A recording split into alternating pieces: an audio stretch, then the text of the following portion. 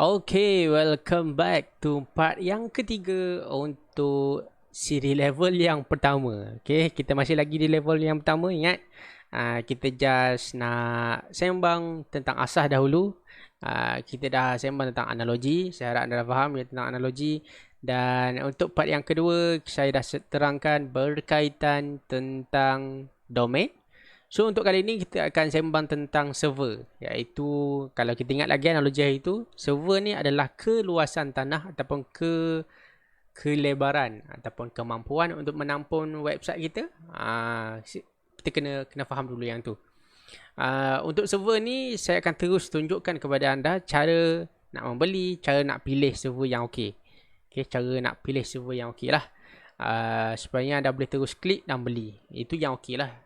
Kita tak nak yang server yang terlampau murah, yang terlampau rendah, sehingga tak mampu nak tampung website kita, sehingga website kita jadi slow, hang dan sebagainya. So ada faktor-faktor dia. Salah satunya kalau website tu hang, mungkin faktor dia berkaitan dengan server tu sendiri. Website kita besar, okay, tapi server kita kecil. So dia tak dapat nak tampung lah kemampuan untuk orang datang dan sebagainya. So saya akan tunjukkan dulu kepada anda skrin saya. Alright, okay. So ini adalah contoh saya gunakan provider daripada Chunhost. Sebab saya dah familiar lah, agak lama dengan Chunhost ni. Okay, dah agak bubut dah. Start tahun ni, tahun 2021, saya gunakan Chunhost sebagai tempat untuk saya bina website klien-klien saya lah. Domain ke server ke saya semua beli dengan Chunhost. Ingat untuk yang lepas saya ada beritahu, part yang kedua itu saya ada beritahu macam mana kita nak belikan terus server dan juga hosting sekaligus. Sebab anda sebenarnya boleh beli domain dekat tempat lain, server dekat tempat lain, kemudian nak gabungkan sekali, boleh, tak ada masalah. Okay, boleh, tak ada masalah. Cumanya nanti nak setting tu ada yang sedikit masalah. Okay, nak setting, nak adjustkan daripada, nak connectkan daripada domain daripada provider satu lagi, nak connectkan terus kepada server dekat provider yang baru ni, nak connectkan, kemudian daripada tu baru kita boleh bina website. So dia akan ada sedikit adjustment lah dekat situ. Saya tak nak peningkan kepada anda tentang yang name server ke apa ke. So kita boleh belikan terus domain dan juga server di satu tempat, dan dia automatic orang kata dia automatic connectkan terus antara domain dan juga server, dan anda terus boleh bina website. Macam tu. Okay, so caranya yang pertama, kalau anda masuk ke website Chunhost, okay, chunhost.com, and then dekat atas ni dia adalah beberapa pilihan menu. Okay, kalau client area, ingat yang sebelum ni saya ada beritahu, untuk client area make sure ada email dan juga password yang betul untuk ada login. Okay, sebab dekat sinilah akan ada list apa yang anda beli, apa yang anda sewa dengan dia. Okay, so dekat sini. And then kita ada VPS. Saya tak nak cerita tentang VPS sebab VPS ni dia agak costing sikit lah. Agak cost sikit lah. Akan makan cost sedikit.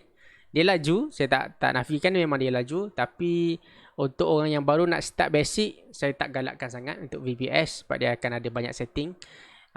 Just kita gunakan web hosting yang biasa, dan kita boleh gunakan cPanel. Okay, cPanel hosting. Okay, so jika anda pergi dekat web hosting, klik saja cPanel hosting. Apa itu cPanel? Saya boleh terangkan secara asas. cPanel ni merujuk kepada control panel. Okay, itu saja. Senang saja. Kalau kita ada desktop, kita ada komputer, kita akan ada control panel. Ingat, control panel ni adalah segala setting yang ada dekat komputer, ada di situ. Kita nak adjust wallpaper ke, kita nak adjust sound ke, driver ke dan sebagainya, aplikasi, software dan sebagainya. So ada dekat control panel. Sama juga dengan website, kita ada cPanel, adalah satu orang tengah lah, orang tengah yang memudahkan kerja kita untuk setting semua. Nanti kita kena setting email, untuk part yang seterusnya nanti kita nak setting email, kita nak install WordPress dalam tu, dan macam-macam lagi lah. Tu untuk cPanel. So next part nanti kita akan cerita tentang yang tu. Okay, untuk web hosting, Okay, kat bawah ni kita ada banyak ada banyak pilihan. Ada starter, medium, large dan juga large. Dia adalah ada perbezaan sedikit lah. Contohnya dekat sini kita ada 10GB, kita ada 20GB, 50GB dan juga 100GB. Jika anda nak buat website yang biasa, okay, tak ada banyak pages ataupun macam ni, anda tak ada banyak sangat konten yang anda nak masukkan dalam website dan anda just nak start try buat je dulu, try geli-geli je dulu nak buat, saya sarankan anda terus beli yang paling bawah sekali. Okay. Yang 120 pun dah cukup.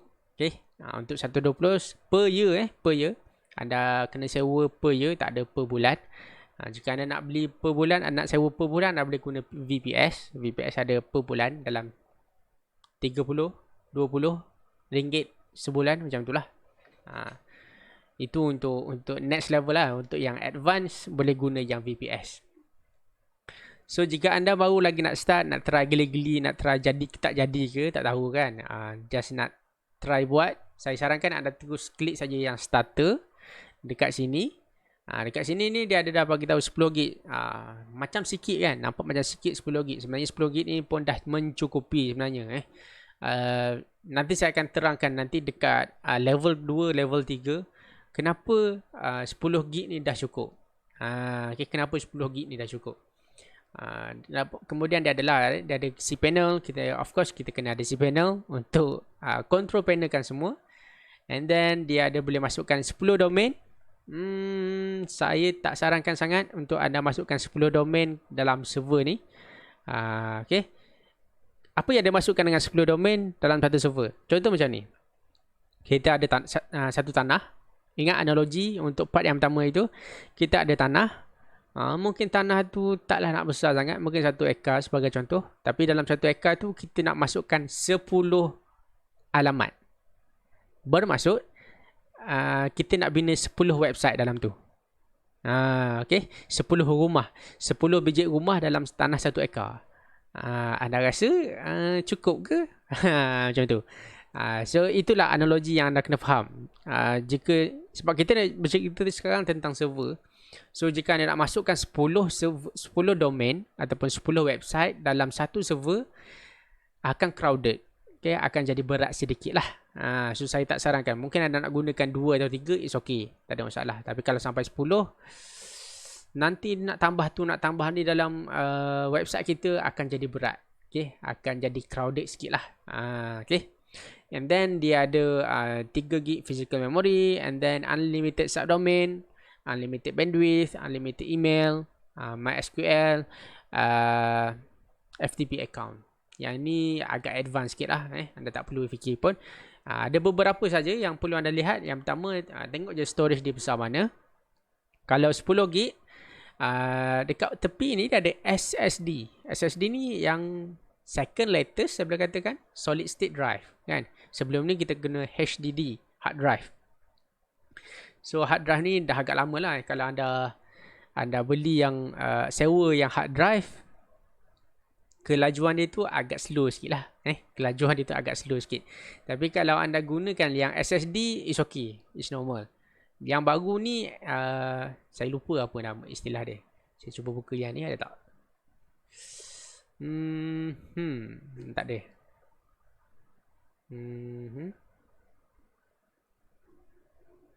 Dia ada satu lagi tu, PCIe je. Saya lupa lah. Sekejap saya cari.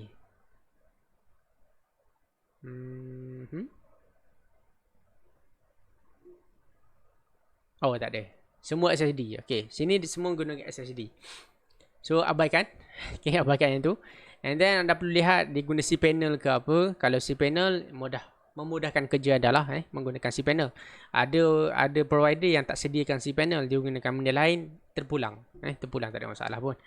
And then tengok boleh masuk domain banyak mana. Yang ini ada boleh masuk 10. And then dia ada unlimited subdomain. Bermaksud apa yang dia masuk dengan subdomain? Apa domain dan juga subdomain?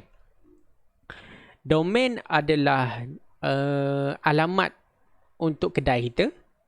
Subdomain adalah alamat untuk anak kedai kita ataupun anak syarikat kedai kita. Macam tu. Okay. Contoh macam ni. Contoh dalam kedai kita, dalam kedai kita kita ada beberapa syarikat dalam tu. Okay, menggunakan alamat yang sama. Okay, tetapi dalam tu ada beberapa syarikat yang kita nak tuju. So itu adalah subdomain. Okay, subdomain ni domain yang sama tapi dia ada belakang tu ada nama tambahan. Sebagai contoh, okay, kalau menggunakan yang saya punya www.fathulimran.net, mungkin ada nak gunakan subdomain di bawah saya. Mungkin saya boleh gunakan link link.fathulimran.net. Saya tambahkan dekat depan. Ataupun nak tambahkan belakang pun boleh, tak ada masalah. fathulimran.net/link pun boleh.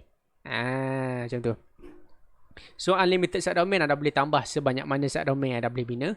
Anda nak create, tak ada masalah. Unlimited bandwidth. Kemudian satu lagi, unlimited email. Ingat, bila kita ada server ataupun kita dah ada website, kita nak ada email yang linkkan terus dengan domain. Sebagai contoh, anda biasa dengar admin@apa-apa.com. Yang contoh saya lah, admin@fathulimran.net sebagai contoh.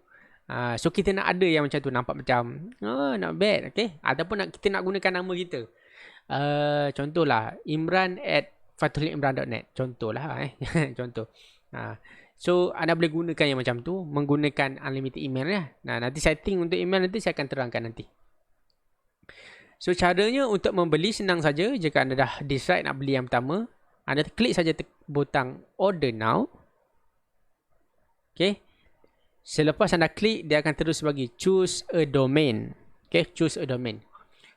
Jika anda baru nak beli, anda belum register mana-mana domain dekat provider lain, anda boleh klik terus dekat sini untuk check sama ada wujud ke tak wujud. Contoh, saya letak nama saya Fathul Imran. Anda boleh pilih sini .com ke apa ke. So, saya pilih .com sebagai contoh. Bila kita check availability, tunggu sekejap, masih lagi wujud. Ingat saya bagi tahu sebelum ni kan, fathulimran.com masih lagi wujud. So jika anda nak gunakan yang ni, anda boleh teruskan je add.com ni. Harganya adalah RM50 sahaja. So ingat tadi harga ni 120 tambah dengan ni 50, so lebih kurang 170 sahaja kos yang anda perlukan untuk bina website. Ni untuk bina website. Ni asas domain dan juga domain dan juga server. Jika anda dah ada domain, anda dah sewa domain dekat tempat lain, anda boleh klik saja I will use my existing domain and update my name server. Yang ini advance sikit lah advance sikit. Anda boleh gunalah yang sini. Tapi yang saya nak tunjukkan kepada anda hari ini adalah cara macam mana nak gunakan sekali, gabungkan sekali. Anda beli domain dan juga server di tempat yang sama. Kemudian anda tak perlu nak setting name server apa, anda terus boleh bina website macam biasa. Right? So anda boleh klik saja add, kemudian continue. Itu sahaja. Kemudian dia akan keluarlah summary semua dan sebagainya ni. And then anda boleh continue. Yang lain-lain ni tak perlu pun. Okay. Continue sahaja. Tak perlu nak fikir apa-apa. Kemudian dia akan bagi list. Okay, dia akan bagi list lah. Starter, harga dia adalah 120 untuk hosting. And then domain registration adalah RM50. Jika ada kod promo, anda boleh masukkan kod promo lah. And then check out. Okay, so dekat sini lah anda kena isikan maklumat yang dengan betul. Ingat tadi yang part yang kedua, kalau tak silap saya dah bagi tahu kena isikan nama dengan betul. So anda isikan nama, last name, email, make sure betul, nombor telefon, company address, kalau ada company letak ada company, kalau tak ada biarkan saja sebab optional. Ni adalah alamat rumah anda, alamat surat menyurat lah. Kemudian dekat bawah ni ada password. Okay, ada password. So gunakan password ni sebab nanti kita nak gunakan email dan juga password untuk login dekat client area. Okay. So jika dah settle, boleh terus buat pembayaran menggunakan Bill-Pay, PayPal ataupun bank transfer. Itu sahaja. Anda boleh follow step by step. Boleh terus complete order dan tunggu. Dia akan bagi notify melalui email. Dan anda boleh guna seperti biasa. So untuk next step nanti saya akan ajarkan kepada anda macam mana kita nak install, ataupun sebelum tu kita nak macam mana kita nak create email dahulu. Bila kita dah ada server, kita dah ada domain, website belum ada, kita belum install lagi website kita, dia just kosong saja. Tapi kita nak create email dahulu. Mungkin admin@apa-apa.com ataupun noreply.apa-apa.com. Terpulanglah kepada anda. Okay, so tunggu ke next part. Terima kasih untuk sesi kali ini. Jika anda ada sebarang persoalan, anda boleh komen dekat bawah. Jika anda terlepas beberapa poin, anda boleh download PDF dekat bawah menjadi rujukan kepada anda. Saya suka bagi tahu yang tu. And then jika anda rasa video ini ada manfaat, boleh kongsikan kepada rakan-rakan, dan juga untuk support, jangan lupa klik butang subscribe dekat bawah supaya video ni boleh berpanjangan dan dapat sebarkan info kepada ramai orang supaya dapat lebih ramai dapat manfaat berkaitan dengan website. Okay, so itu saja untuk kali ni. Tak ada apa dah. Kita akan sembang lebih berkaitan dengan cara nak bina email. Cara nak bina email untuk next part. Dan that's all. Terima kasih banyak. Sehingga jumpa lagi. Have a nice day.